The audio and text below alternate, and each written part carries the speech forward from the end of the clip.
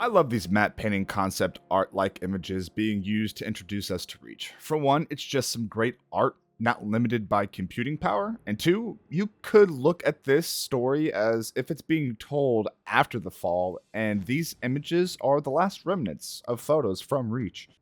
We all know what happens to Reach, and Bungie leans into this heavily, showing us glassed Reach with Noble Six's destroyed helmet. Furthermore, Bungie went through the extra effort to have each selectable helmet in Reach work in this shot. And talk about setting a tone. We know the story and how it ends, but that doesn't take away from this opening.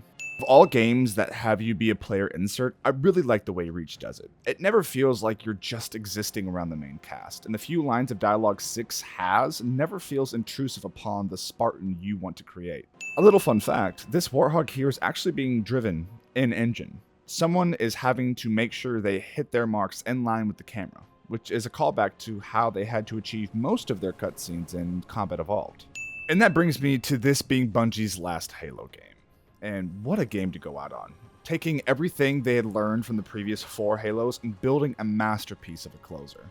And for those that didn't read The Fall of Reach, it's so awesome to live through the story that we only heard about throughout the previous Halo games. Seeing what led to the blind jump and meeting the enough dead heroes is just awesome. Halo Reach's storytelling also harkens back heavily to Combat Evolved, but in a way that's not noticeable at first. Combat Evolved didn't have much character development, and it was more a story driven by setting. The Halo Ring, the UNSC, the Covenant, and we get that here. Reach and all its systems are the main focus of this game. Which leads into the biggest criticism Reach has. Even I felt this way until diving deeper. Many people didn't care about Noble Six and their inevitable deaths, felt that there wasn't enough screen time devoted to them, which is a fair argument when approaching this game from where Bungie did. Bungie wanted to create a war story where you really dive into the characters and relationships they share, a la Saving Private Ryan and Band of Brothers. This concept permeated every narrative decision from start to finish. Bungie in their developer commentary even stated their goal was to create a human team that could rival Master Chief and how iconic he was. I'd say they achieved their goal laterally. Noble Six and Chief are seared into our minds, but don't occupy the same space. If you think there's a strange amount of butt shots in Reach, you'd be right. It was a conscious decision to appreciate the Spartan glutes. Each of Noble Six is immediately shown their niche the first time we see them. June loading a sniper magazine, Carter communing with Noble Actual, Emil with his kukri, Kat's prosthetic arm showing her affinity with tech, and George, well, he's just big and strong, so his presence speaks for itself. You read his file? Only the parts that weren't covered in black ink. And 6, our PCs, basically a blank slate that we get to imprint upon. Commander. Carter holds the highest rank a Spartan ever has at Commander, even higher than John. Reach is the first time we see Spartans without their helmets, the first steps of many to really humanize and get to connect us with Noble Six, Spartans. But we're a team. That lone wolf stuff stays behind. There's your setup for the gut punch at the end. And Bungie wastes no time telling us that this isn't going to be like the Chief games, where you're the one-man army that can single-handedly win a war. Reach introduces armor abilities, which is a retool of the equipment introduced in 3. Having these abilities on cooldown instead of one-offs offers much more flexibility for the player to express them in the sandbox and introduce controversial things like sprint in a way that doesn't break that Halo formula. And can I just say that the new assault rifle design in Reach is sexy, and I'm glad it's become the norm moving forward. Seeing little things like this in gameplay will always be a win. Emil doesn't know what to make of it, and without even looking, passes it to Kat. Shows the history they have together and the respect among their unique skills. Why are we not seeing explosives residue? We know why, but it's still cool to watch them slowly discover that it's Covenant attacking Reach. They use plasma, so it stands to reason for no residue. Australians are quivering in their boots at the sight of emus. With how bad they lost the war to them, if you ask Skillup, he'd bet money on it being the emus attacking Reach. On your knees, now! They're not rebels, they're farmers. And so begins the slight tension between George and Emil throughout all of Reach. They're great foils to each other, as one was built for suicide missions and is very aggressive in nature, and the other being the only Spartan 2 on the team, older, wiser, and more understanding. Which is the perfect time to talk about Emil. He's a Spartan 3, which were practically made to go on suicide missions and be expendable. So his abrasiveness and love of the kill doesn't just stem from, we need someone to be the hot-headed and edgy, but from deep within the lore. Reach goes to great lengths to establish the more human side of Halo. 1 through 3 we play as the Messiah-like figure Chief and see the most grandiose sides of the human Covenant conflict with each other and the Flood. Here we get to see the direct result of the conflict on regular people, like us, and the conflict only between the Covenant and human. It's nice to finally have a story that doesn't revolve around the Flood. I always love the mission titles thrown into the Halo games. Always so on the nose sometimes, maybe metaphorical, or just downright funny. No disrespect, but don't we have more important things to do than round up strays? We don't leave people behind. Emil is always about killing in the big picture. Reach is a lost cause that transitions into how many lives can we save before the end, which is a great arc to watch Emil go through, as right at the end he's only fighting to help get the Pillar of Autumn off-world. Even in the 26th century, you can't avoid the ubiquitous fingers on the temple for telecommunications. This woman's got a heart like Johnson. Very subtly, you can see George notice the elite just moments before he drops in. What's the status? Over! We've been engaged! Sometimes Martin O'Donnell just loves having fun with that electric guitar. The rifle only has 7 in the mag. Could be a nod to 6 being lucky, like Chief, as the two share many similarities. And I bet 6 is using every fiber as being not to compulsively reload like we always do. This is a good time to mention the approach to cinematography in Reach. Bungie wanted every shot to realistically be believable that it could have been shot with an actual cameraman, which helps ground their story much more in reality. And with all the shots coming from security cameras and their helmets, at times Reach feels like it could be a found footage movie. How long? Question of my life. You're in my light, Commander. It's little lines like these that really do a lot of the heavy lifting for these characters. If you don't pay too much attention, you'll miss all of their characterizations. We aren't beaten over the head with a monologue or super derivative dialogue such as Matt Damon's speech before the final fight in Saving Private Ryan, or Price talking about how much soap meant to him in Modern Warfare 3. See what I mean? George taking off his helmet is a big brain move, trying to connect with her at a human level and remove the civilian versus Spartan issue. Bungie jokes that this ordnance locator is no more than a glorified garage door opener, as you can't proceed without grabbing it. It kind of goes without saying with Halo games, but for the time, and even now, to a degree, their skyboxes are mind-blowing. There's a lot of work done to show just how strong one Covenant Corvette is. I'll come back to this. I requested your assistance, Commander, and do not need a report on events that occur on my own doorstep. For those not in the know, I'm sure hearing Jen Taylor's voice was quite the surprise having it not be related to Cortana. The leader, from the looks of him. Zealots. You're certain? Their armor configuration matched. Shield strength too. I gave the order not to pursue. I'm not sure and don't believe it's confirmed, but I'm going to headcanon that the Zealot that escaped is the same Zealot that kills Kat later, and that we kill at the end.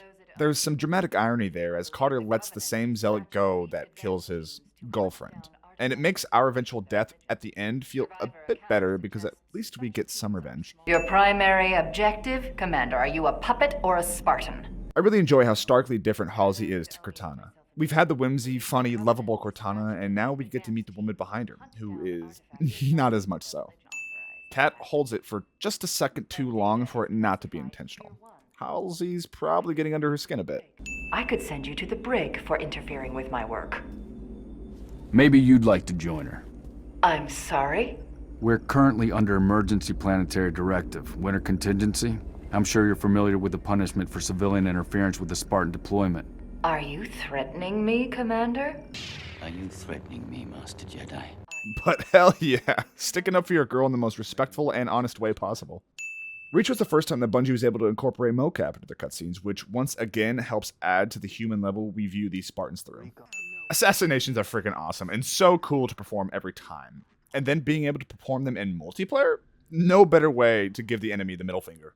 Nightfall was directly inspired by the Combat Evolved mission, Truth and Reconciliation. I mean, one look at it, and I feel most of us could surmise why. To know if they're hiding. And to have the literal assassin Noble 6 compliment us? Feels nice. Stealth has always been a weird thing to try and pull off in Halo, but you can perform most of this mission without alerting or even killing a single enemy. You know, this stuff is stolen. What, you gonna arrest me? No, I'm gonna steal it back. The way June says back makes me weep like Johnson with, "Oh, I know what the ladies like." and more allusions to the uprisings around Reach. The Marines that pop up on our squad throughout are all names derived from Bungie devs. You ever seen a Hollywood Western film? The blocking and composition is directly paying some homage to the classic shot of the cowboys having high ground on a ridge. I feel that Bungie waited to do Reach until the technology could support shots and missions like Tip of the Spear. Never before in Halo have we seen such large-scale battles, not just in the cutscenes, but in the gameplay and the surrounding skyboxes. Everything about Reach is balls to the walls. Bungie was consistently pushing bounds on what their engine could do and the hardware it could handle, having this be the most vehicles on screen they've ever done before. Signal lock on the pylon. Detonating in 3. Reach makes a concerted effort to stick to the Halo soundscape without relying on the main motifs that we know and love. Was this Halo 3? We'd have some dope remakes of the Halo theme here, but I believe O'Donnell is reserving that for Chief games. Haven't played ODST yet, so leave me alone. But the choice to do so really helps Noble Six have their own identity and not ride the coattails of the Spartan we know and love. Wilhelm scream. And if you look closely, our brother hit that wall so hard his helmet went flying off his head. Cat's a beast for seeing that shot coming and armor locking that explosion. Tip of the Spear is one of my favorite missions because you truly do feel that you're entrenched in a planet-wide battle. If you look into the distance, the skybox is huge, and you can see scorpions and scarabs, banshees and hornets all fighting among the far field. Which brings me to the stakes of Reach. We aren't fighting for the survival of the galaxy, we're just going from place to place trying to maintain hold of our defenses and destroy key enemy targets to win this one battle. We aren't the stereotypical hero that saves the universe that heralds praise. We're just the cavalry here to do our best for one of humanity's strongholds. Which, I keep going on about, helps us connect with Noble Six more. Yo, could you imagine if construction was this quick in real life? There'd be universal world peace forever. This might be the zealot we let get away, but it ruins my sad boy headcanon, so I've elected to ignore it. Reach was the point in the 7th generation that we could finally get some beautiful draw distances, and what a better way to show that off than an on-rails turret sequence. Bungie didn't have to give us jetpacks. The game could have still been great without them, but Bungie decided to let us have them, and we're all the better because of it. Introducing a jetpack in a sandbox like this is just begging for players to get out of the map and mess things up. So props to them for doing what I can only imagine to be painstaking work to make sure we can fly around without a hitch. This is another win for the UNSC that starts to make the Reach fight seem a bit hopeful. But right away, this frigate is destroyed in one tap, ushering in the constant of 1 step forward, 2 steps back with the defensive Reach. And it's not just a high-powered gun in the atmosphere, but an entire Covenant supercarrier that dwarfs what was supposed to be our upper hand. Who's your money on this time? Her. You always pick her. She's always had him dialed in. Some more hints to their romantic relationship. Yes, she most definitely is capable, but none of the other members surely feel confident enough to challenge anything Carter might have to say. May I? Yeah, no. Bad call. He loves you. Knife. Where in the hell he's gonna go for this?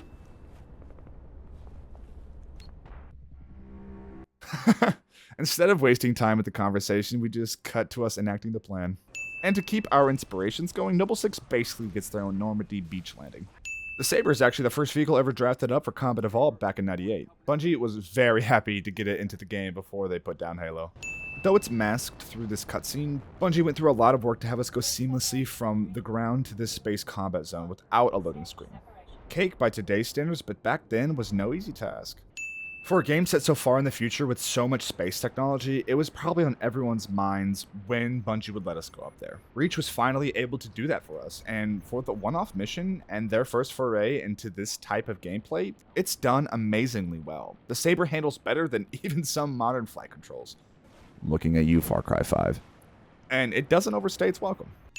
If you weren't sure about the scale of this conflict, this shot is sure to put that in perspective. George is just a couple pixels flying through the air as we watch the Covenant begin to glass Reach. And though Reach has a lot of similarities to Earth on the surface, looking at it from space has this beauty and it's vastly different from anything we've ever seen. Echo 2, good to go. Echo 3, systems green. And before we can start a trench run, we've got to do the classic Star Wars-esque sound off. Want to know the painstaking work that Bungie went through to simulate low gravity? Oh, what? All they did was slow down the cutscene? Well, sometimes development is as simple as pressing Control R in Premiere. We'll initiate uppercut phase 2. I like that this operation is aptly named Uppercut. Noble Six coming from the ground, aka beneath the Corvette, and slamming it with all they got. Yes, there is supposed to be no sound in space, but sometimes adhering to real life is boring. I mean, we've already got aliens and Spartans, so why draw the line at sound in space? With that said, I like the middle ground Bungie chose, having all the sounds just being severely muffled until gravity is restored. Yeah. It'll be a small theme that when a Spartan discards his helmet, that's it for them. Favor. Don't deny me this. Damn, George is sneaky, using his indomitable strength to not let Six get a choice in the matter. And check out this shot being from the camera in George's helmet. It's inspired camera work like this that makes me love the art form. I'm sure at least one person thought their TV messed up with this shot. Slip space rupture detected. Yeah, we're picking up anomalies too.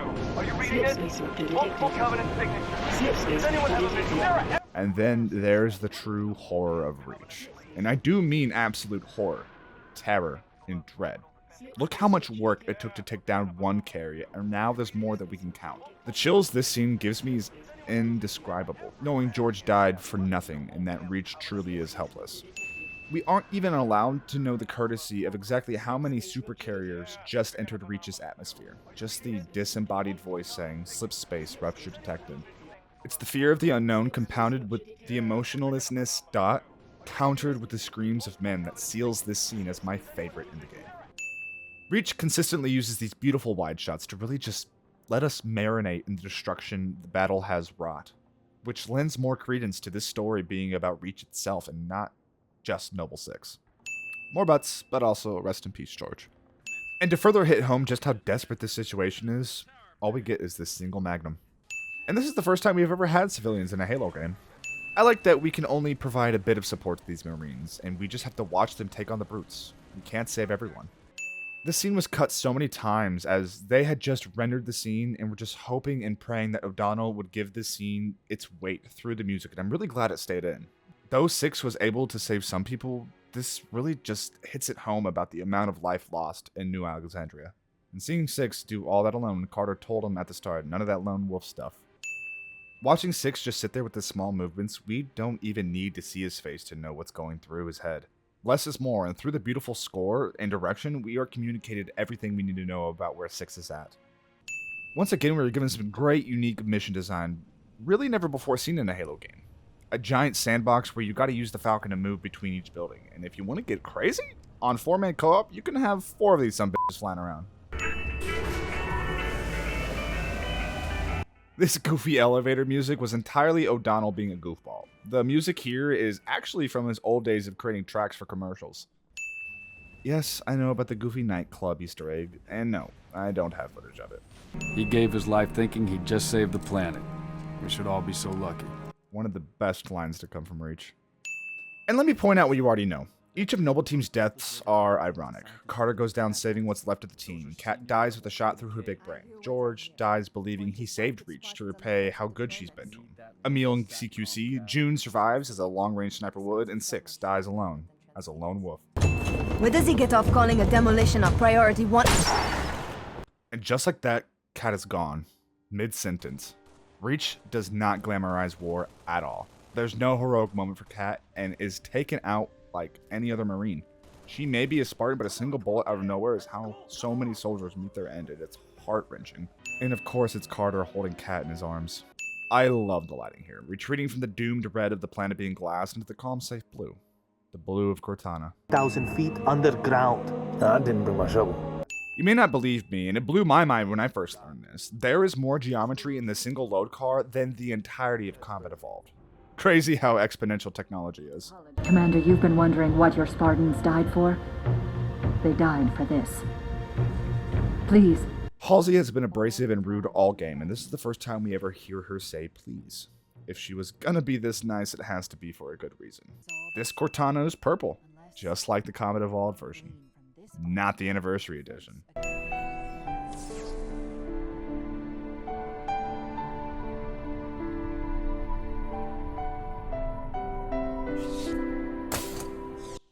O'Donnell. The first time they go all in on some of the old motifs is to find Cortana, or what I like to call her and Chief's love theme upon discovering her. It just sends chills down my entire body. Take it, Lieutenant. She has made her choice. A little not giving it to Carter fake out and makes Chief and Six feel even more connected. Through this, it makes the player feel more empowered. Do you have it?